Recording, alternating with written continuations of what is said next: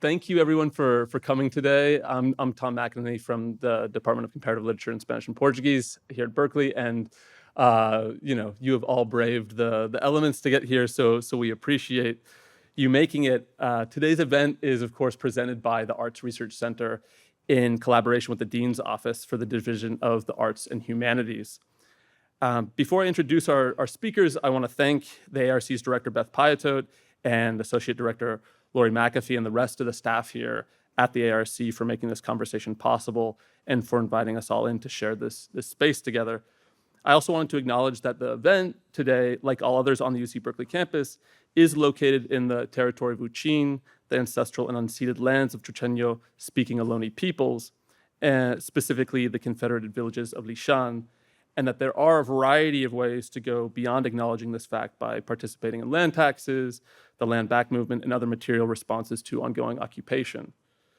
The work of both of our speakers today addresses, works with, and alongside these ongoing struggles. So I'm really thankful to them and to Beth and Lori for again inviting them, for us all to get a chance to listen to them in conversation. So I'll begin with Ana María Ochoa. Ana María Ochoa is professor in the Newcomb Department of Music, the Department of Communication, and the Department of Spanish and Portuguese at Tulane University. Before coming to Tulane, she was also professor and chair of the Department of Music and a faculty member of the Center for the Study of Ethnicity and Race at Columbia University. She's a recipient of a Guggenheim Fellowship and the author of numerous articles in Spanish and English, as well as 3 books, Músicos Locales en Tiempos de Globalización, Local Musics in Times of Globalization, and Entre los Deseos y los Derechos, un ensayo crítico sobre políticas culturales, Between Desires and Rights, and a critical essay about cultural politics, both of those from 2003.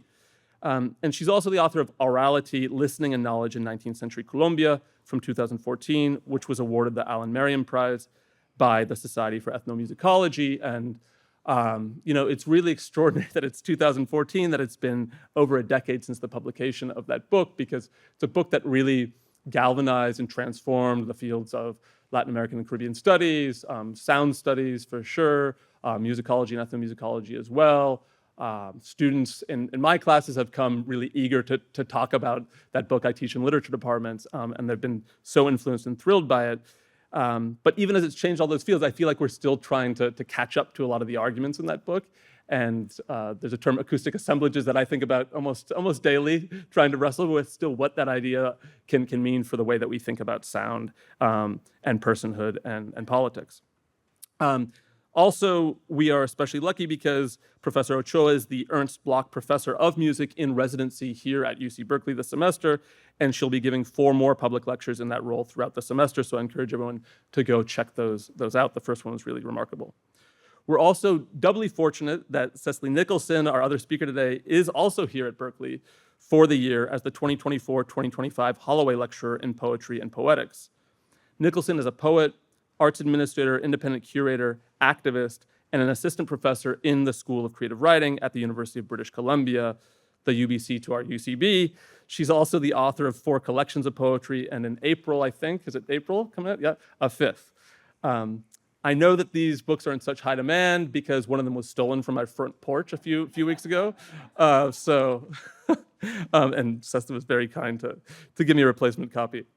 Her books include Triage from 2011, From the Poplars in 2014, which was awarded the Dorothy Livesay Poetry Prize, Wayside Sang 2017, which was awarded the Governor's General Award, and Harrowings from 2022, which was shortlisted for the Pat Lowther Award, given to the best book of poetry by a Canadian woman. These books have been praised as utopian, merciless in their courage and generosity, and challenging productions of love and lunacy. As Fred Moten has written in response to her work, in a world where we have to live the unlivable, Nicholson's poetry insists that the necessity of pleasure is irreducible, especially when and because it seems obscene. In addition to the collections that she's written and the forthcoming book, Crowdsource, she has been involved in a number of social justice groups, including events related to the anti-Olympic resistance movement in Vancouver in 2010, the Women in Prison Abolitionist Group Joint Effort, and the grassroots anti-colonial migrant justice group in Vancouver, No One is Illegal. Really, really thrilled to hear both of them speak with us, speak to each other as well today. So please join me in welcoming Cecily Nicholson and María Ochoa.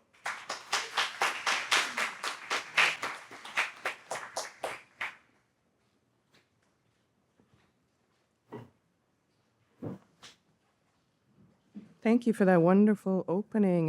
Okay, the word's out. Like, I'm always a bit gentle with the how I frame myself as an activist. But it is a very significant part of my life. So tomorrow, February 14th, in the community that I've been a part of for the last 25 years, is our annual Women's Memorial March. In its 39th year, we gather to remember women who've been lost or gone missing, subject to incredible violence, particularly Indigenous women, new migrant women. Yeah, I'm missing my community today. Thank you for that land acknowledgement. I'm also grateful to be here at Hui Chin. As I understand it, the homelands of the Choqueño-speaking Ohlone people. My intentions here is to contribute to teaching and mentorship and to be relevant, I hope, to work that's underway. It's such a privilege. I'm here as a poet and a professor in poetry. Though I collaborate quite widely, that'll be my through line for today. And I have a somewhat meandering path to poetry and to universities, in fact. For today's conversation, I thought I would give a little bit of context for my work or my practice, and then share just a couple examples of work that I've been engaged in that has manifested as book projects. So briefly about my own practice. While I've been it's so amazing sounding, that rain.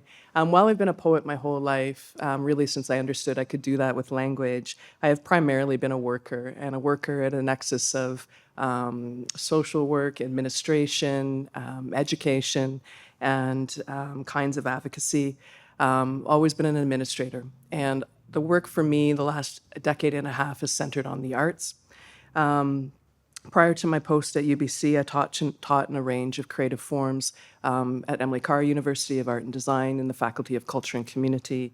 And for several years, I directed an artist-run center, for 7 years in the downtown East Side community, I guess Vancouver's inner city, if you will, but for many of us, a powerful neighborhood of advocacy and care.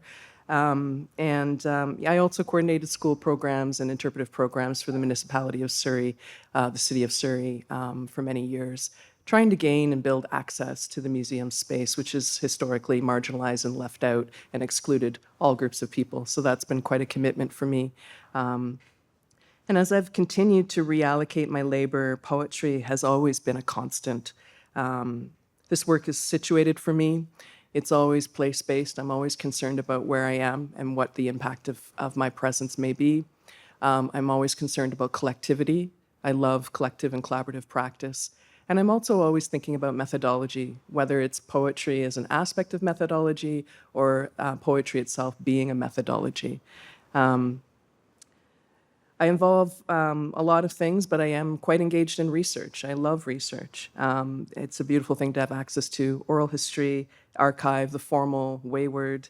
I was trained in anthropology, political economy, gender studies, linguistics, once upon a time. So the first sample that I'd like to share, let me just slideshow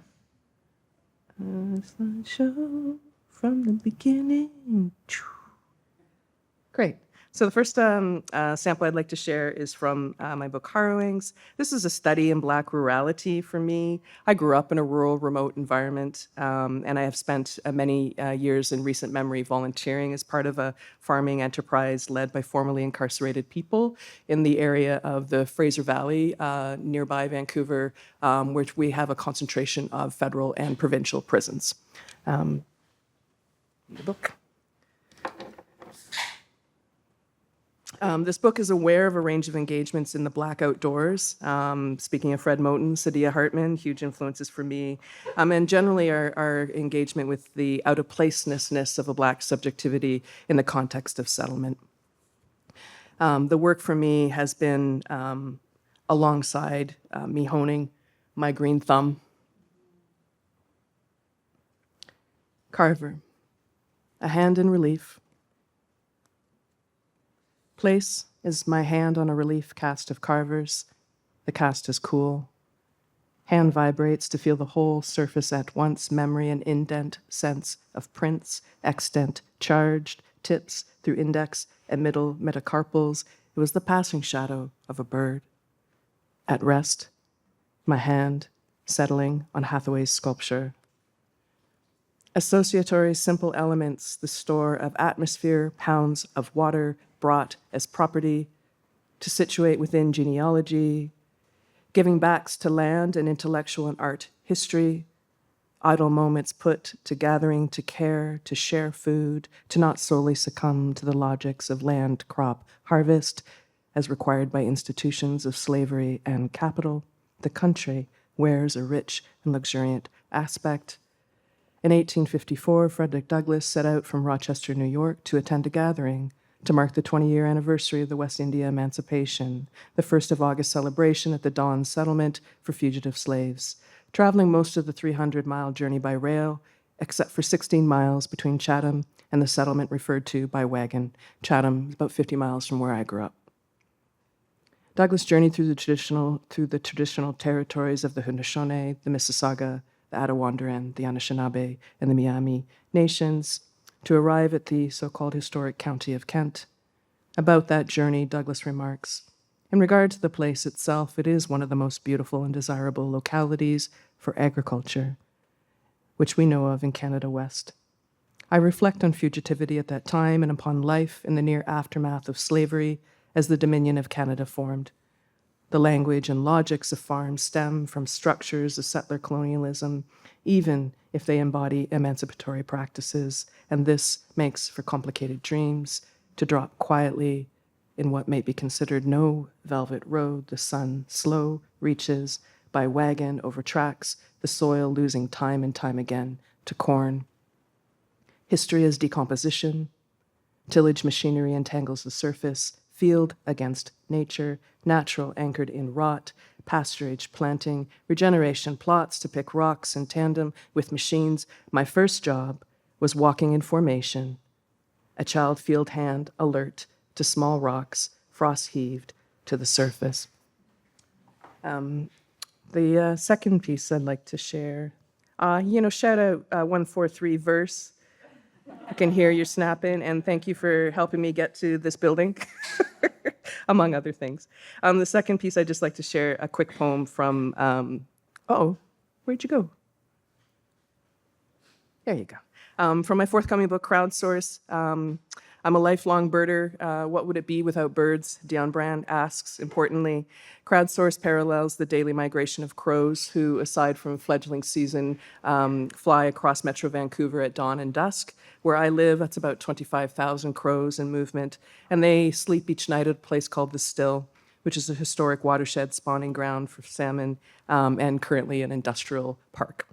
It's a durational study, continues my engagement with contemporary climate crisis, social movements, Black diasporic relations, ecological futurities. And I'll just share two more poems and sign off today. Throat movements up and down rid heat from their bodies through an open bill sunbath, terrible heat. Their throats move like molting to extend feather life. This striving is some old way. I learned my old ways on the porch. A worker plus another worker is a crowd. During smoke breaks, the loading dock long ditch walks dusk and night-like, fingers fuse to form a rigid platform, form the outer wing feathers. Clavicle bones fuse to form a wishbone, increase strength in the shoulder region. Flight muscles place of attachment. Rain in the distance is a fair weight still.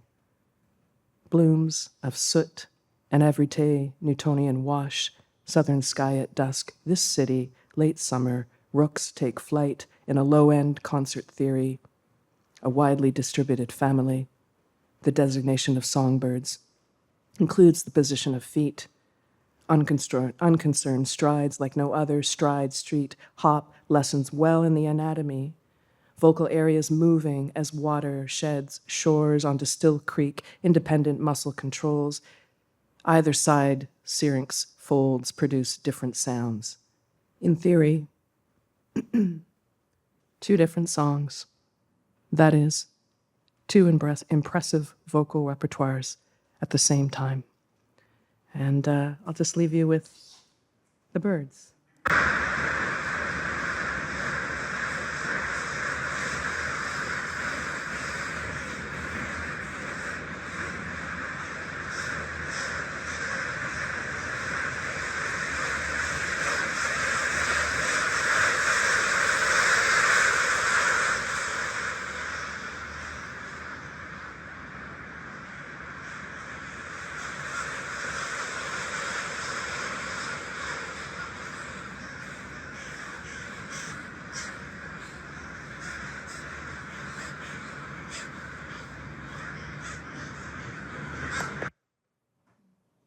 Thank you so much.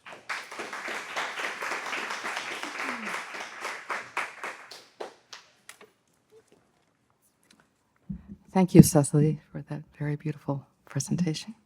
Thank you, Tom, for introducing us. Thank you, everybody here, for our invitation, Beth, Lori. I also came here to the previous event on Latin American archives, and the richness of this place is amazing, including this conversation and the whole list of which it is a part. So thank you very much for hosting us and for your generosity in doing that. I began my block lecture, which was very recently, incorporating the land acknowledgement into the talk rather than giving it at the beginning. And the reason I did that is because I think issues of property and possession have been central to perhaps all of my work. And so I also would like to acknowledge where I live right now in a very nomadic life, which is called Bulbancha, or New Orleans in a new way. And Bulbancha is the name of a crossroads, right? The Mississippi River, the Caribbean, many indigenous groups met there. And so it is this crossroads that we're finding here today that organizes this event. So in the name of meeting and in the name of a region and a continent that is currently also changing its name. So I also would like to begin with, having that image of where I've spent a lot of my work and my time. Northern Colombia, Puerto Rico, New Orleans, and currently being changed to the Gulf of America. And I would like to remind everyone that the name America was a colonizer's name, but it used to be the name of the whole continent from the colonizers, right? So there's a double colonization going on here. On the one hand, there's no longer the indigenous names, and on the other hand, it's the appropriation of what was being used as a continental name, including North and South America, for a country in 1776. So maybe this new naming, let's just turn it on its head and think that it's the emergence of going back to old names. And this is the first step. And maybe the next steps will come very soon. And hopefully, as things get disassembled, they also get reassembled in ways that we're looking for. And that's where our work is always located, okay? I also wanted to begin with the figure of the hurricane because I have gone, or not personally, but my family directly, through two hurricanes, Katrina and Maria, that were 10 years apart. And as I said in my first talk, I published a piece in Spanish called New Orleans, the Northern Margins of the Caribbean. Right after Katrina, it was a piece about mourning. It was a piece of making sense of what was happening, the Latinization of the city, which was built, of course, by displaced migrants, and the idea that New Orleans is the musical city of the United States, and the fact that in that paper, I did not write about climate change. The word climate change does not appear in that paper. It was a humongous event that sort of put us all in the map of something new, right? As an event, not as a history of what was taking place. But by the time Maria came around 10 years later, climate change was very much in the picture.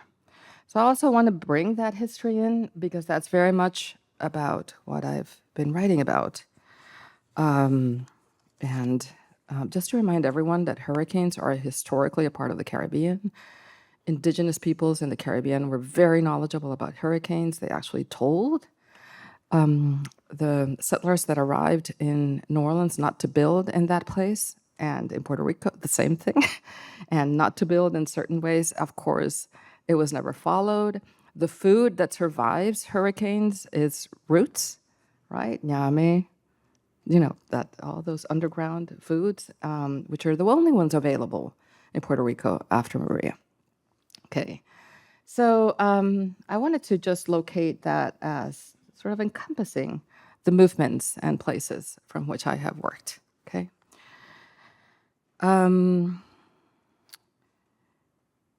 I think I'm just ditching this that I wrote. The second thing that I wanted to say is I wanted to invoke ancestors that are never mentioned because they're part of another world. So María Eugenia Londoño is a Colombian ethnomusicologist. She is what today we would call an activist. She's in her 80s right now.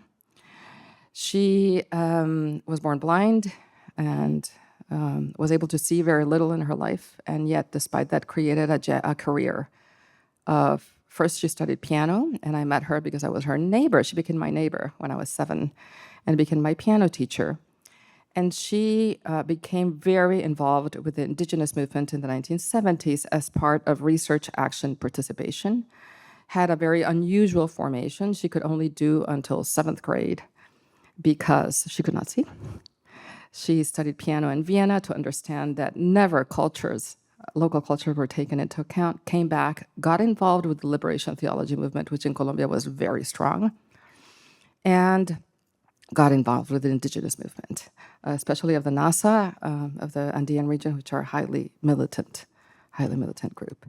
So when I was 12 years old, the indigenous peoples in Colombia got permission to from the government, after they struggled for it, to teach their indigenous languages in the public schools handled by indigenous peoples, which is a unique thing. Not that in many places in the United States that's not possible, right? Very unique. So they had to develop materials for the schools, and María Eugenia was a part of it. And 2 items were particularly important: comic books and Betamax at that time. It was videos. Why?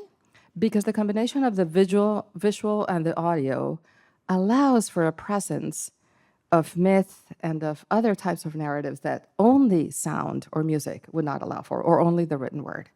So I was 12 years old, and she would invite me to these sessions of editing these Betamax tapes to be used in schools with the indigenous editors saying, no, don't put this, yes, to put that. No, right. So that was, I later learned that it was dialogic, editing. But so this is the type of formation she put me through. She also gave me my first dog, which sounds like a secondary issue, but no, she told me how to take care of life, And so I want to acknowledge my ancestors. She's a very important part of my life. She also is a person that I can disagree with. And I think that's a very important issue today, to keep friendships in the midst of having different positionalities, like intense friendships and mentorships, and having different positionalities. So I also wanted to bring that here. I was looking for images of my early books, and I could not find them online. I do not have them here. So I want to just say that I do have a career in Spanish and in Portuguese to a certain extent. And I want to mention that because when people talk about me here in the United States, Aurality has become the reference for good reasons. I understand that, right? But at the same time, having not been in a Spanish and Portuguese department, but in a music department, where no one is expected to speak Spanish, means that I have a parallel career in Latin America and the Caribbean, which is unheard of here. So it's not only about books. I've participated again and again with, for example, the relationship between social movements and the Ministry of Culture in Colombia in generating, for example, the research, the musicological research group was generated recently, about 10 years ago or 12 years ago, with the participation of experts, i.e. indigenous and Afro-descendant researchers that took part in the formation of the very unit of research of musicology in Colombia. So even it's a tardy formation, we formed it just recently, it took the consultation, type of consultation that I had never seen in the formation of a, let's say, a research group, right? Second, I work a lot today with independent editorials, which are many throughout Latin America, in part because I think the closure of publications in the hands of these, university editorials that are, very powerful, but that we're stuck with because of tenure processes. I am a full professor. I'm not stuck with them. And so I've returned to writing in Spanish, with which I have more poetic flexibility, right? Writing Aurality was very important to do it in English. I did it in English because I was in a music department. I already had tenure, but all my students would ask me, but I had one article in English when I began teaching at Columbia. The rest was in Spanish. And they asked me, but what do you write about? I had tenure. They had read one article. And so I decided to write the book in English. I have to say that after writing and writing and writing, I realized I had 4 to 5 sentence structures and not more.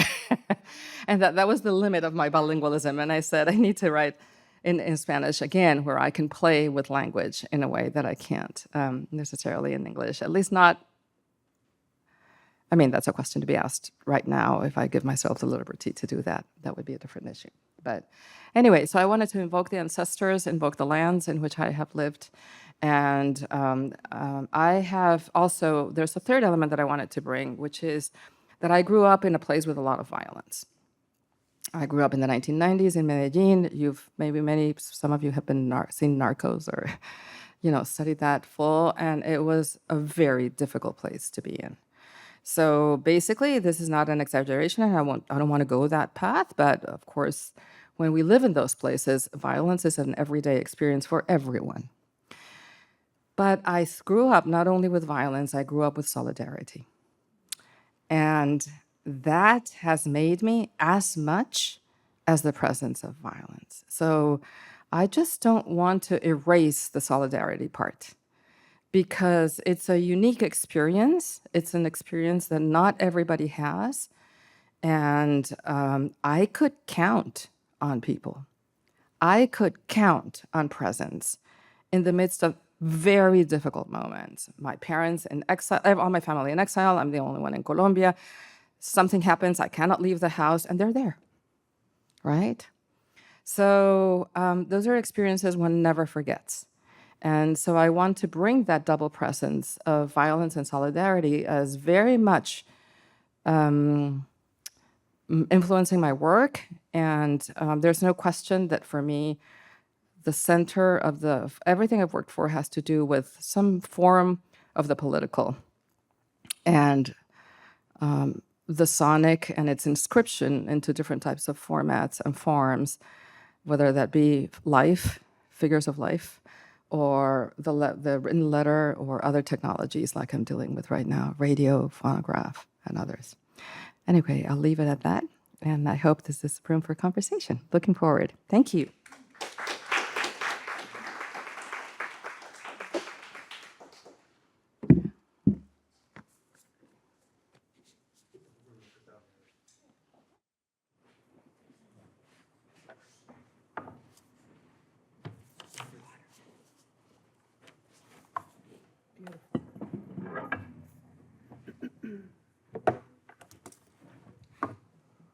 Hello? Yeah, okay. Okay, well, thank you again both for being here and for those presentations. I had a few questions that I wrote ahead of time, but we can take the conversation whichever direction you prefer.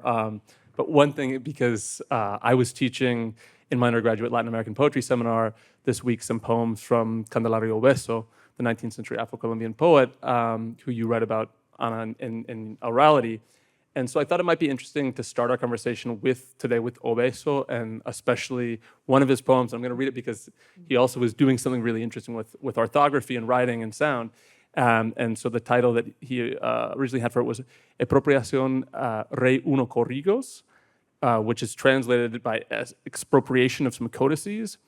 And it made me think of the way that Cecily's poetry actually repurposes, not in all cases, but in some cases, especially in book from the Poplars, as one critic writes, repossesses historical documents from the state to challenge the very claims of the state and kind of who controls language.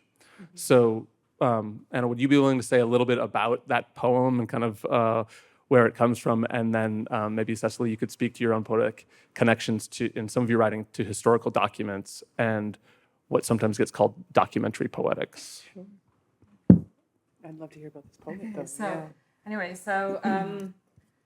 So for those of you that have not read my book, the Aurality book, okay.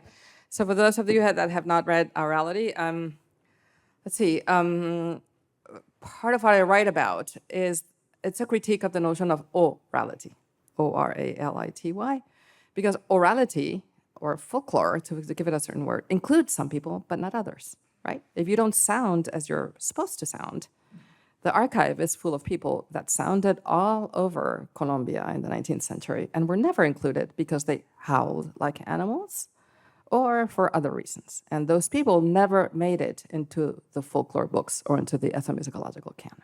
So I'm very interested about these soundings that don't fit in language or in music, and how they are used to exclude the personhoods of humanity, how the voice is used to exclude their judicial recognition as valid people. So that's part of the group that I worked with. And then I worked some very interesting people, among them an Afro-Colombian poet called Candelario Obeso, completely out of place, as you were talking during your presentation. Colombia was a country of grammarian presidents in the 19th century. What that means is that they were philologists.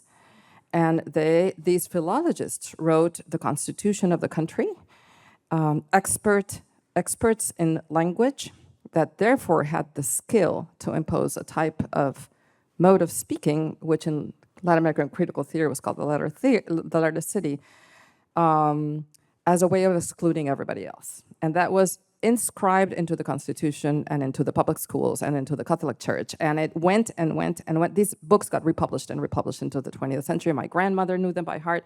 My mother knew them by heart. My mother was terrified of orthography because she thought she was horrible at it. Anyway, these are generations that grew up with this. And so in comes this Afro-Colombian poet into this scene, and he intervenes in that place. He moves from the Caribbean to Bogota, and he writes a book of poems called, he's a translator. He teaches English. He teaches French. I just want to give a broader context because that context is often forgotten. Because the only thing that's referenced is this book of poetry called Cantos Populares de mi Tierra, Popular Songs of My Land. And in this, he does an incredible gesture. And I'm just going to talk about this and then close, which is that he transcribes it the way the people from the Caribbean speak. But it is not this folkloric speech. It's almost impossible to read the poems. It's like a challenge to those of us that do not speak with the Afro-descendant accent to say, read it the way it should be. And he says, these poems are not to be read. They're to be talked out loud. And in a way, it's a challenge to us, like, I bet you're not able to speak these poems, right? So he's telling these philologists, you really don't know how to handle language. And he writes one particular poem in which here are these people that are philologists dealing with all these books. And basically he says, we have these texts and these papers, and they're so important to you, and they're so wonderful, And he begins the poem by praising them. I had to reread it this morning, because I wrote this 10 years ago. So, and then he says, but you know what? I got this, you sent me all these papers I had to look over, and I've just pasted the walls of my house. Like I've done the material for building my house. It's not that I'm looking at them, pasting in my house. I've dissolved them, right, into the structure of my house as earth, right? So he he dissolves the codices of the lettered city into the structure of the. So I think this is just such an incredible response in terms of the way sonicity prevails in the written word, and in the way he sort of takes back the importance of papers to the earth. So I guess I'll stop it there. Okay. Oh my goodness. Yeah. I'm inclined to just kind of listen here. This is amazing because I think it speaks to this moment, the possibility of poetry, and I think in so many ways people don't understand or maybe don't realize its potential. Thinking about the archive, I mean, we know that most of us don't exist in an archive in any way that we would choose to be. And that's about language. I think about being a descendant of multiply displaced people, dispossessed people, and entrenched in English language. And that is the limits. And so poetry for me has always been a way to enter into a language form and disrupt, and to find a kind of freedom that is not possible in proper syntax and sort of the formal address.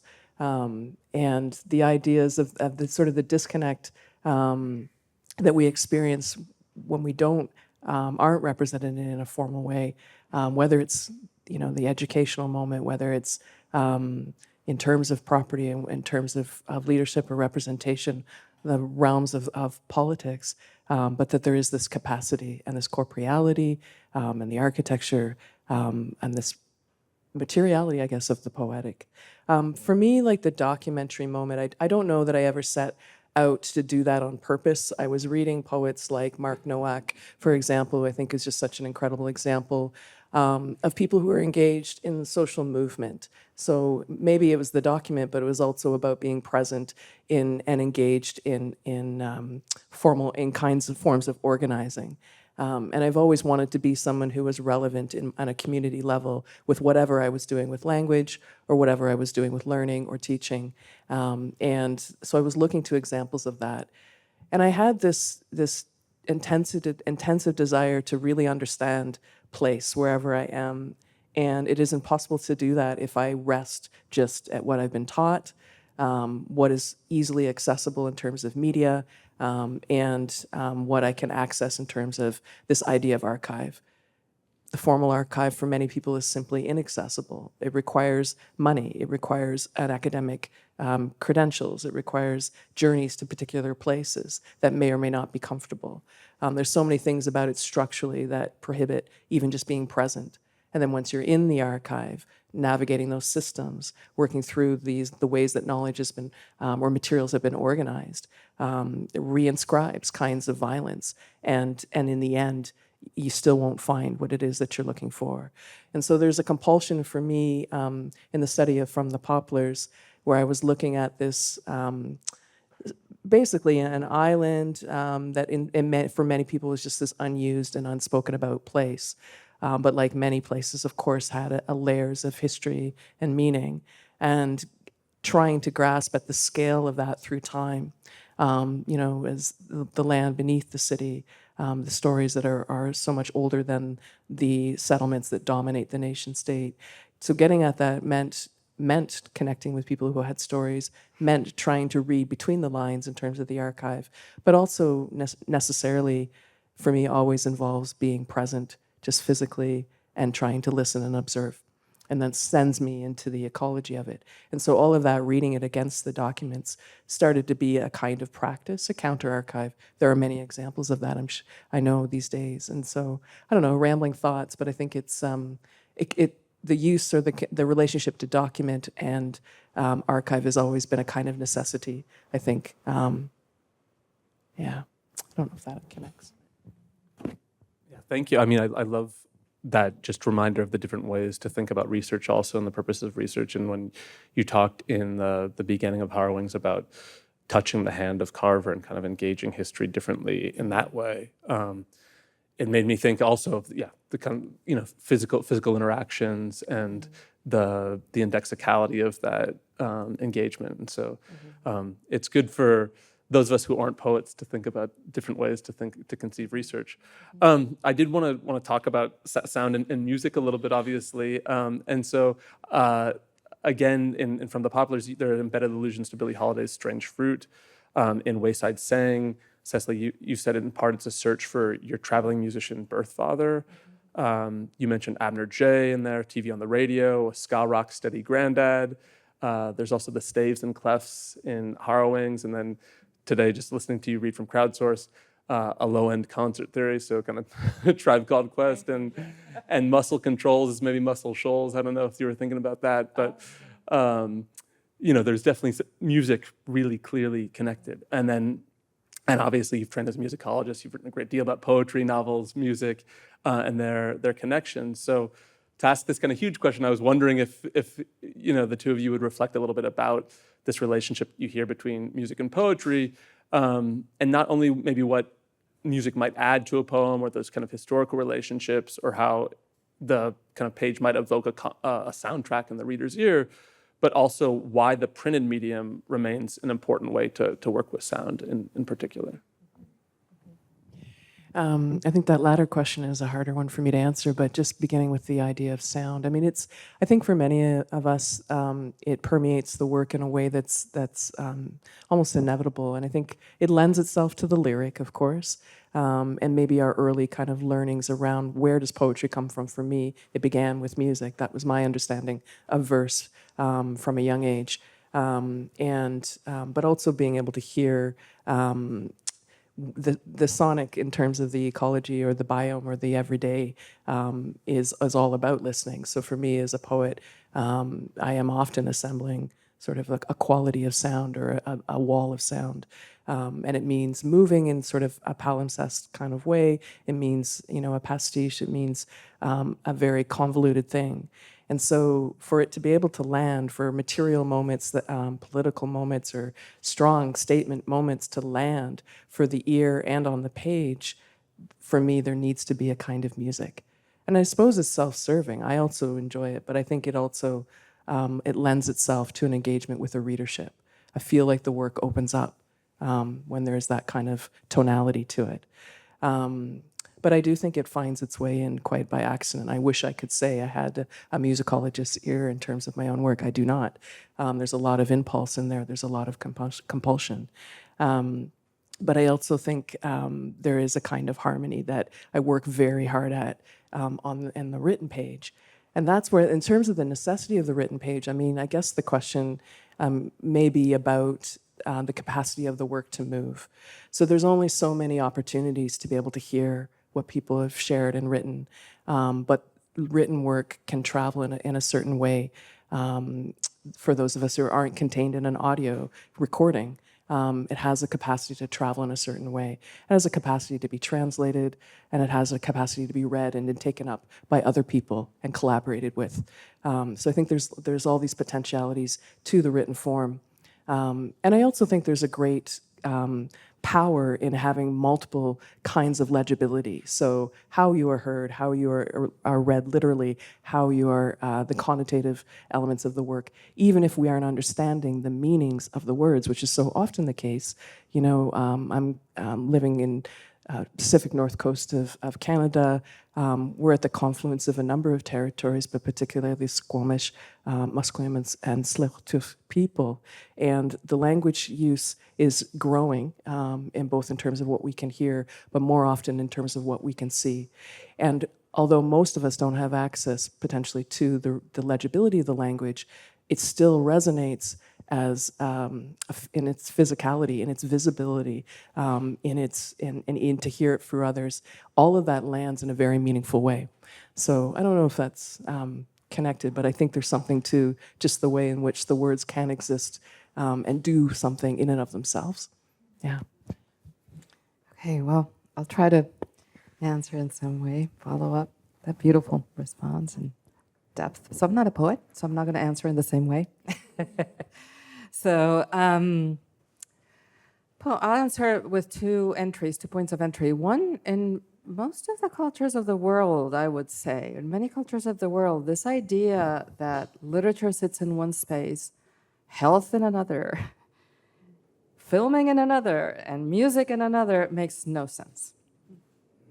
So I've been working with indigenous filmmakers in Northern Colombia for a long time. I generally don't speak about them if they're not present. But I will mention one thing, and that is that, or show the films if they're not present either. And I have not published anything after 20 years of collaboration, and I don't think I will. So I just want to say that that's my stance. A lot of people think I'm wrong, but whatever. That's my political stance. Until we can do something collective, I don't want to do it. And there's many reasons. There's a lot of interruptions. Colombia is a very complicated place, and then, et cetera. But the thing is, this idea that you have a separability of spheres. At one point, we were talking about what do we do with the archive? You know, you're filmed digitally, you produce a film, and then there's all this stuff left over, and much more in digital times than before. So they were also creating an indigenous hospital, and it's like, wait, we have to put the archive of the healing at the same place where the archive of music is. It's like, of course. So first, to begin with, I do want to say that in the Middle East and indigenous cultures, in many places in Africa, in many places of the world, this idea that I am in a music department and you're in a literature department, and I don't know where you are, but here, we're spread between places, and I'm in 3 departments, and we're spread between 2 places because it makes no sense to be in one. And that creates for very different structural situations for conversation. So that's one entry point. But the other entry point is I was very interested, 20 years ago, a post-colonial framework. When I began researching Aurality, what I was really interested is in a question of classical, which today will be called more a decolonial question, was why do the people that I have read since I was, I've been an avid reader also, very young, also did music research in Latin America. Alejo Carpentier, Lidia Cabrera, Manuel Zapata Olivella, et cetera, et cetera. And they never were taught to me as part of the ethnomusicological canon when I studied ethnomusicology. So I had a classical question. It's like, what is their formation? How did they think about music? And I was going to research that. And then I found, and one chapter of the book was about the 19th century. And I went to research that chapter, and that chapter was full of sounds. The written archive was full of sounds. And I said, I don't know what to do with these soundings, but I cannot discard them. And so there were 2 entry points. One was the book by Candelario Beso, which at that moment had been, republished by Afro-descendant scholars.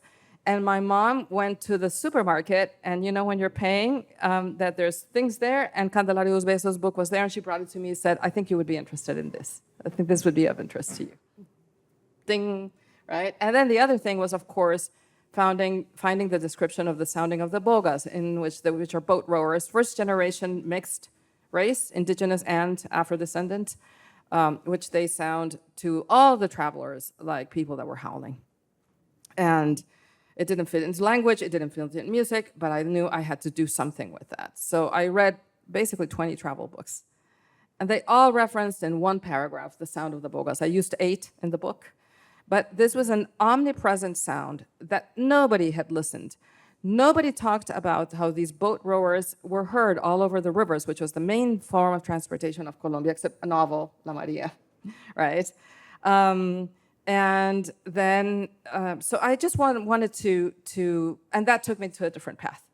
So that took me to, rather than focusing on orality and literacy, which has, this very complex legacy, I said, how were these people listening in such a way that these people, that who they were listening to got excluded from folklore or included in folklore, and how, right?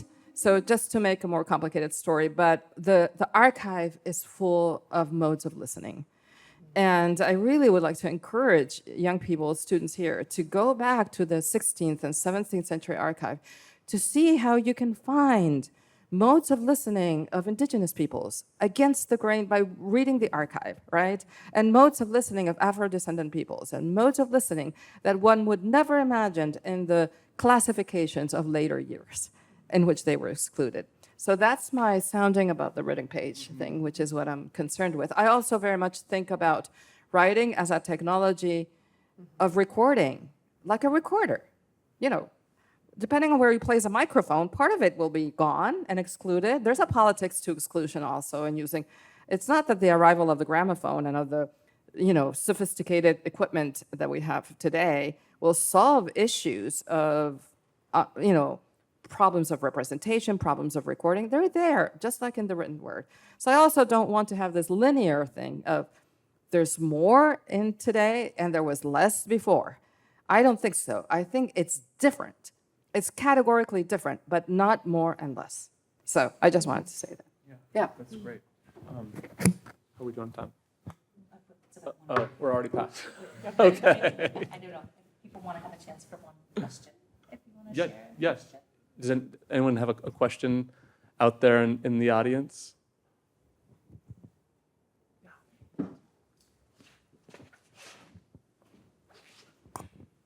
Hi, thank you for that beautiful talk. I was very interested in the conversation regarding music, the relationship between music and poetry. And I really liked how you talked about the capacity of how the written form lends music and poetry a capacity to move, to travel, to be translated. And I'm a visual artist, and so I've been thinking a lot about, and I'm very interested in critical theory, and I've been thinking a lot about writing and the translation between an artistic form and into a written form, and what that means, and the translation, the different modes of translation that enacts on ideas. There's this like paradox of physicality that I feel with art forms like music, sculpture, and there's the paradox is that it's so physical in that it corresponds to the senses, but it's so unphysical in that it's elusive and the meaning is not delineated in a very,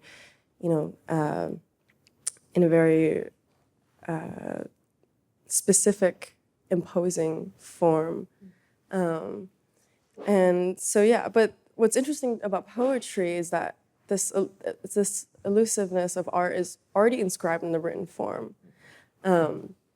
But the experience of poetry reading is still very different from, hearing a poetry reading is still very different from reading of poetry yourself, that translation, the traveling that you were talking about. So I'm very interested in what you think about how poetry lives between these different experiences that all are inscribed in the written form itself. Can I just say briefly, I think what you just shared was a great series of observations, so I'll just kind of sit with that. And then briefly, the only thing I would really point to right away is that the sharing of poetry in an oral sense typically involves an audience, a kind of community moment, a social moment. And so immediately it becomes something that it's, and I don't know if translation is the right word, or maybe transcription in some moments, but in that moment, an interpolation. And, where, when you're at a poetry reading, you kind of listen to some things, and you kind of lean out and forget, and often a train of thought. So you're not always taking it in at all the ways in which you independently alone reading something on a page might be taking it in, depending on your purpose for why you're reading or why you're participating. So, but the key aspect for me and why it's an integral part of poetry and communities in particular, maybe more so than fiction, than essay writing for sure, prose, is that we often depend or relate to a community of people. And it's a very, that ranges different communities, but that it becomes an event. It becomes a moment in time. And that every single one, every time I read the same poem in any different room, it's a different event and a different experience. So I don't know what that offers in an answer, but it's one of my observations.